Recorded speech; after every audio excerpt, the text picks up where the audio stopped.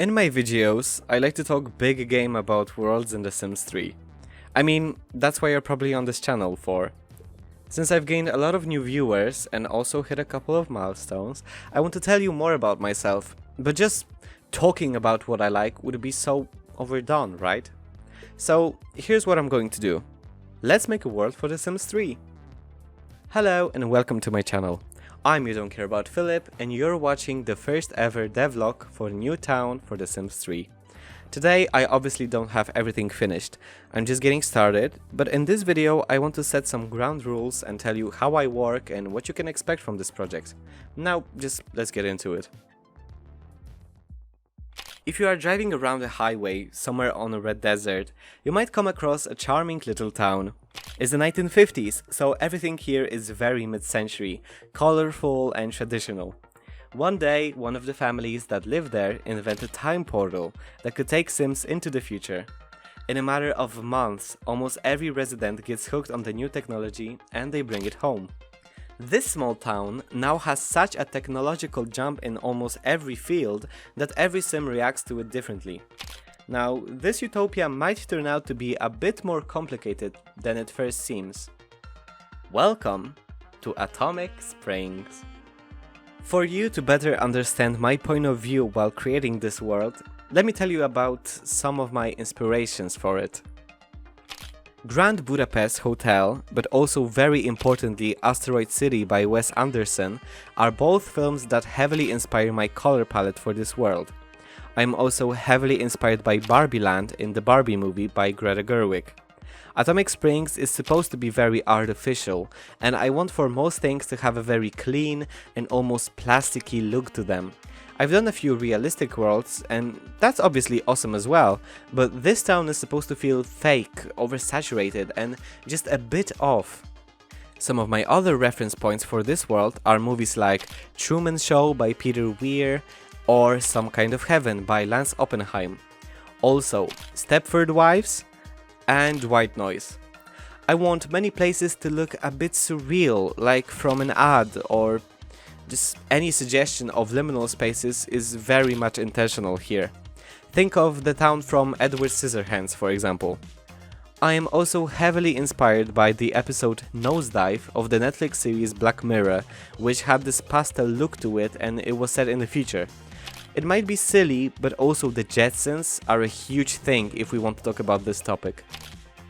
I know that it's a lot of new stuff that I'm talking about here, so if you don't have the time to watch these shows or movies, which are great and I strongly suggest you check them out, if you haven't, I hope you have, but I'm also very inspired by music videos, specifically Home to Another One by Madison Beer, but most of all, Chained to the Rhythm by Katy Perry. And yeah, I think you get the point by now. Atomic Springs is meant to be campy, over the top, extremely colorful and artificial, because I don't see many worlds like this made by other players. It's a blend of Lucky Palms, Roaring Heights, and a bit of Lunar Lakes. One of my goals with this town is to give an ode to some of my favorite worlds in the Sims franchise period. Strangetown and Strangerville. They are both crazy for the Sims standards, but still seem toned down compared to Atomic Springs. So that should give you a good look into what this place is all about. Now, I feel like I need to talk about some technical stuff, so if somebody asks a question in the comments about stuff that I've talked about here, you can direct them to this part of the video. Atomic Springs is a world for The Sims 3 that requires only the Into the Future expansion pack and a downloadable folder with a few mods. For the simplicity and better usability, I won't be using any other expansion pack or store content. Some of you might see some store stuff like trees, some clothes or objects, but these will be all present in the mods folder that I will share with the world. I am doing it this way so there is as little confusion as possible. You do not need to have downloaded or bought Roaring Heights, for example, to have palm trees from that town, and it's the same with everything else. This also means that if you have some of the stuff that you are seeing in the world, you will still have to download the mods folder in order for the town to work properly. I want to quickly shout out 3 people in particular that made this possible. Around The Sims, which created some of the conversions from, for example, Strangerville, Blam, who made all of the store content available as mods, and Jynx, who made some rabbit hole brags, which I'll use instead of opting for the standard rabbit holes. So in summary, I've compiled some stuff from the Sims 3 store and the Sims 4 converted into the Sims 3 that fit the theming of this world and added it all into a single folder which you will have to put in your packages folder, and bam! You have some new assets that are used to build this town. Without it, Sims will not wear their usual clothes and many buildings might become empty. If you guys want, I can make a tutorial and guide to installation process once I'm finished with the town and it will all be ready for download.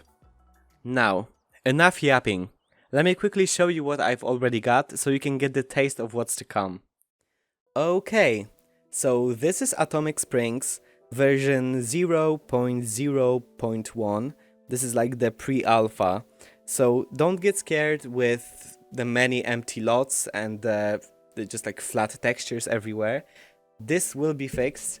This is just like a great starting point, I guess, because I have already built something to show you, so you can get the gist of how everything's going to look like and kind of how the Sims are going to dress and also how the community lots and rabbit holes are going to work. So I feel like this is the great starting point for this series.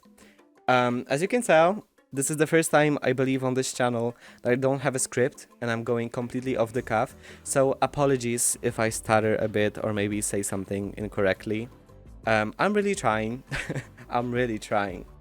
Now, this is my Sim, which I've moved in one of the starter houses, which I'll get to in a second. But yeah, she's not important to the story because I don't think she'll be in the final product, in the final world. But I've dressed her up to kind of show you how the Sims are going to dress, mostly. And as you can tell, it's very 50s, it's very colorful, it's very Barbie-esque, Stepford Wives-esque. And this is the vibe I'm going for with most of the Sims in my world. And also there will be robots, there will be plumbubs, but we'll get to it when we'll get to it, okay? I'm not making families at this point because first I have to create a world for them to live in. And I moved her to this starter house. It won't be the only starter house, as you can tell. This is also a starter house, but I want for there to be more. And yeah, I feel like this is very in your face. I don't feel like I have to explain a lot. Guys, I know that this is crazy. I know that it looks crazy, but I feel like this is a great representation of this town. It's very colorful, it's very checkered. You'll see this pattern everywhere, as well as this pattern, which I feel like just matches this town perfectly. It also mixes the technology of the 50s with the technology of the future with this food synthesizer. So don't be afraid that there is no kitchen. This is the kitchen. And yeah, this is one of the starter houses, but next to it there's another one, which also has one bedroom for double Sims. And it has a double bed for maybe kids or someone else. And as you can tell again, it's not supposed to look good all the times. It's supposed to look colorful, it's supposed to look campy, and it's supposed to look weird.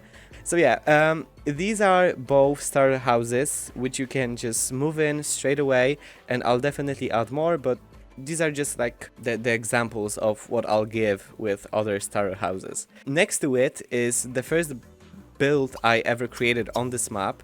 There's a lot of checkered patterns, there's a lot of crazy colors, and there's a lot of technology. I really love the colors of this house, as well as I just love this style. I know that it might be not everybody's cup of tea, but I absolutely love this world. Now, I will get to community lots later, but I also want to go through another house, and maybe another house, just to spoil you a bit. Now this house is very green on the outside, and inside it has a couple of places for plum bots, which will be important later. And yeah, just a lot of new stuff mixed with older stuff. Now I'll also go to possibly my favorite house that I've already built. Now don't get scared, inside it's very colorful, but yeah, it's very plasticky. It's very artificial. I feel like this would be perfect for a Barbie house or just something from a Barbie movie. And I also wanted to add a lot of objects that actually come with gameplay. Basically, every part of this house has something to do. I especially love all of this futuristic or like retro-futuristic tech, like this radio or those old TVs. Now, this is the only house for now that I want to stay empty, because I not only want to create houses with families and empty lots, but I also want to leave some empty houses. I really love this one, especially because it's very quirky on the inside. If you want, in other videos I can get into more detail about the design of some of those places, but for now I want to quickly just brush over some of the elements and then later maybe I'll talk about it more. The next thing that I want to show you guys is 2 community lots or 3 community lots that I've prepared, and I'll start off with the park. I really want to add gameplay for all of the live stages, so it was important for me to also add some children equipment. And yeah, this is just an average park, but I feel like it matches the town perfectly. There's also a small park with just a community garden. This is just a really cool space that not every world has to have, but I wanted to add as much of community laws as I can possibly can without kind of breaking the game. And the last lot that I wanted to show you is the pool.